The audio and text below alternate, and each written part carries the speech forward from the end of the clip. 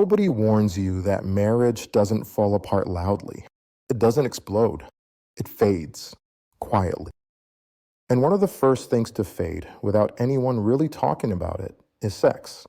Not because love disappears, not because attraction dies, but because life changes and nobody teaches you how to adjust.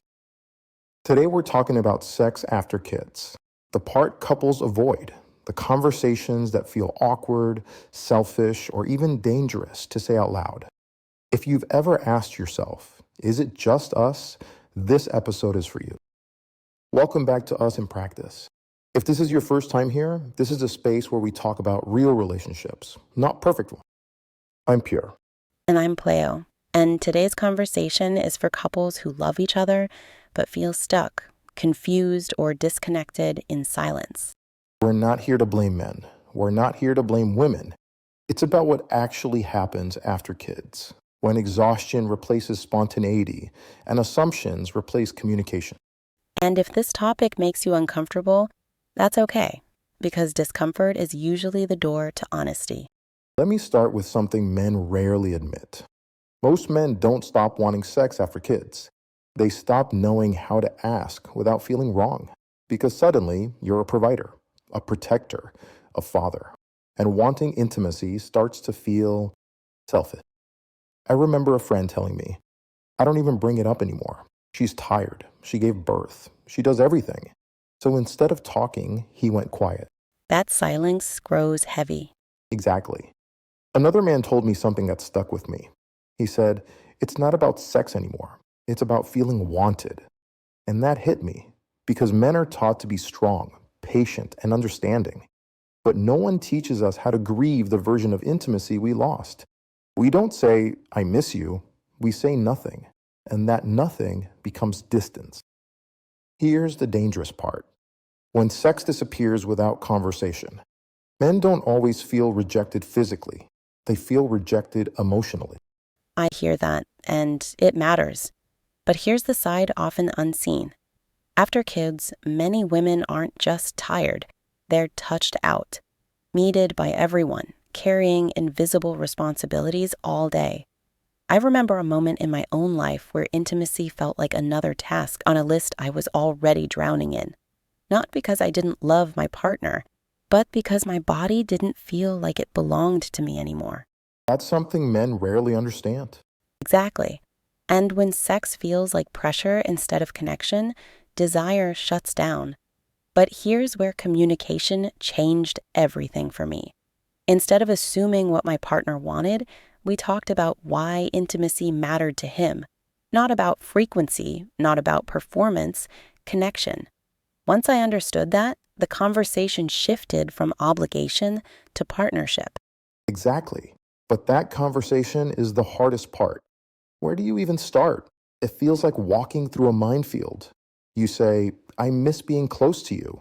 And she hears, you're not doing enough.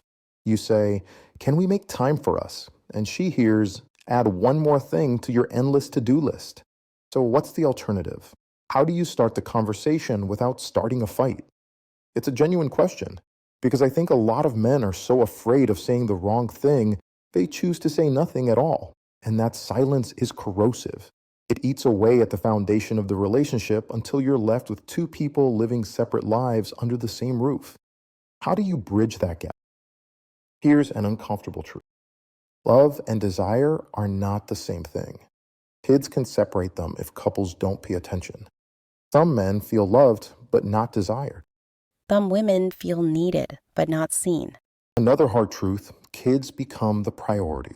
But when couples stop prioritizing each other, intimacy becomes optional instead of intentional. Men need to hear this.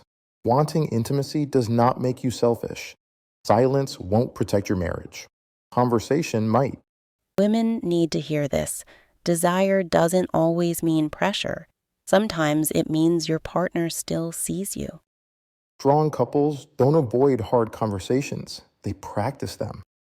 Yeah, that's the key. The commitment to keep trying, even when it's hard, to choose the conversation over the silence, to choose connection over resentment. It's a practice. It's not a one-time fix. And the more you practice, the easier it gets. The path back to each other is paved with small, intentional choices made every single day. And it's about giving each other grace. This is a hard season. You're not going to get it right every time. There will be nights when you're too tired, too stressed, too overwhelmed, and that's okay. It's not about perfection, it's about direction. Are you moving towards each other or are you drifting apart? As long as you're both committed to turning back towards each other again and again, you'll find your way through it. That's so true. We get so caught up in managing the household that we forget to tend to the friendship that the whole thing is built on. And at the end of the day, that's what intimacy is.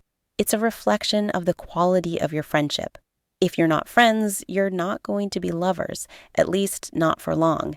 So the work of rebuilding intimacy often starts far outside the bedroom. It starts in the kitchen with a shared glance. It starts in the living room with a hand on the shoulder. It starts with the willingness to see each other, not as roles, but as people. I'd add something even smaller to that. Put the phones away for 20 minutes. Look at each other. Ask a question that isn't about logistics. Something like, what was the best part of your day? Or what's something you're looking forward to this week? It's amazing how revolutionary such a simple act can be in a relationship that's been on autopilot. It's about creating tiny pockets of connection in the midst of the chaos. I would suggest a State of the Union conversation, but with a specific framework. Each person gets to talk for 10 minutes, uninterrupted, about how they're feeling in the relationship. No feedback, no problem solving, just listening. Start with what you appreciate about your partner. Then talk about your own experience using I statements. I feel disconnected when, or I miss the way we used to. The goal is not to fix everything in one conversation. The goal is to create a space where both people feel heard. That's the starting point for everything else. So let's get practical for a minute. For the couple listening to this who feels like they're stuck in this cycle, what's the first step? What can they do tonight or this week to start moving in the right direction? And it's important for women to understand that their partner's desire is not just a physical need. It's a desire to be close, to be connected, to feel like you're still a couple, not just co-parents. It's a validation of the romantic part of your relationship. And when that's consistently absent, it can feel like a fundamental part of the partnership is missing. We have to learn to hold both truths at the same time. A woman's need for emotional safety and a man's need for physical connection are both valid. They're not in opposition to each other. They're two sides of the same coin. That's a really important point. The fear of rejection is a huge factor for men. It's a vulnerable thing to initiate, and when you're shut down, it can feel deeply personal. It's easy to start telling yourself a story that you're not wanted anymore, and that story can lead to resentment and distance. Having a scheduled time for connection can break that cycle of initiation and rejection and create a safer space for both partners. And it takes the pressure off. When you don't know when you'll be intimate again, every interaction can feel loaded. A goodnight kiss, a hug in the kitchen, it can be misinterpreted as an initiation, which leads to a fear of rejection on one side and a feeling of pressure on the other. When you have a time set aside, it allows you to just be affectionate without any underlying agenda. It liberates the small moments of connection from the weight of expectation. It's about intentionality. I was resistant to the idea for a long time. It felt like admitting defeat. But then I realized we schedule everything else that's important to us: work meetings, doctor's appointments, parent teacher conferences. Why is our relationship any different? Making it a priority on the calendar is a sign of respect for the partnership. It's a way of saying, this matters, you matter, we matter. And it can actually build anticipation and desire in a way that hoping for a spontaneous moment will never will. Exactly. And that brings up a controversial topic: scheduling sex. People have such a strong reaction to it. They say it's unromantic, that it takes the spontaneity out of it. But in this season of life, spontaneity is a myth. If you don't schedule it, it's not going to happen. And I think we need to reframe it. You're not scheduling the act itself. You're scheduling the time to connect. You're prioritizing your relationship. What happens during that time is up to you. Maybe you talk, maybe you cuddle, maybe it leads to sex. The point is, you're making a conscious choice to turn towards each other. The emotional bank account. I like that analogy. It frames intimacy as a long term investment, not a short term transaction. And it puts the focus on daily actions, not grand gestures. I think a lot of couples fall into the trap of waiting for the perfect moment, the vacation, the anniversary, the one night off. But life with kids is messy and unpredictable. If you wait for the perfect moment, you might be waiting forever. You have to create the moments in the middle of the mess. All of the above. But it's not about doing it with the expectation of sex in return. It's about doing it because you're partners. Help with the invisible labor, the meal planning, the appointment scheduling, the mental load. When a woman feels like her partner is truly carrying the weight with her, it creates a sense of trust and appreciation. That's the foundation for intimacy. It's also about redefining what intimacy looks like in this season. Maybe it's not a 3-hour date night. Maybe it's 10 minutes of uninterrupted conversation after the kids are in bed. Maybe it's holding hands while you watch a show. These small points of connection are like deposits in the emotional bank account. You can't expect a big withdrawal when the account is empty. So, what's the bridge? How do you help your partner get to that place of relaxation and safety? Because I think a lot of men would be willing to do the work if they just knew what to do. Is it about taking more on around the house? Is it about giving her more time to herself? What actually moves the needle? And on the other side of that, many women feel like their identity has been completely consumed by motherhood. They're touched out, overstimulated, and their brain is running a constant loop of logistics. The idea of shifting from mom mode to lover mode in the matter of seconds can feel impossible. It's not that she doesn't want to connect with you, it's that her nervous system is completely fried. Intimacy requires a sense of safety and relaxation that many new mothers simply don't have access to at the end of the day. That makes sense, taking the pressure off the conversation itself. I've heard from men who feel like they've lost their wife and gained a roommate.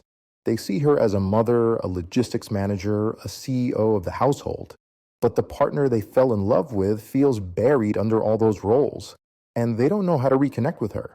It's not just about sex, it's about laughter, it's about playfulness. It's about feeling like you're still on the same team, not just co managing a project. I think you start by acknowledging the reality of the situation without judgment, not as a problem to be solved, but as a season you're in together. You could start by saying, "Life is crazy right now, and I know we're both exhausted. I want to make sure we don't lose each other in the chaos." It's about framing it as a team issue, us against the problem, not me against you. It's also about choosing the right time and place, not at the end of a long day when you're both running on fumes. Maybe it's on a walk or in the car, a neutral space where you can actually talk without the weight of expectation. If this episode made you feel seen, you're not alone. Like, share, subscribe to Us in Practice. And tell us in the comments what changed in your relationship after kids. Because here, we don't just talk love, we practice it.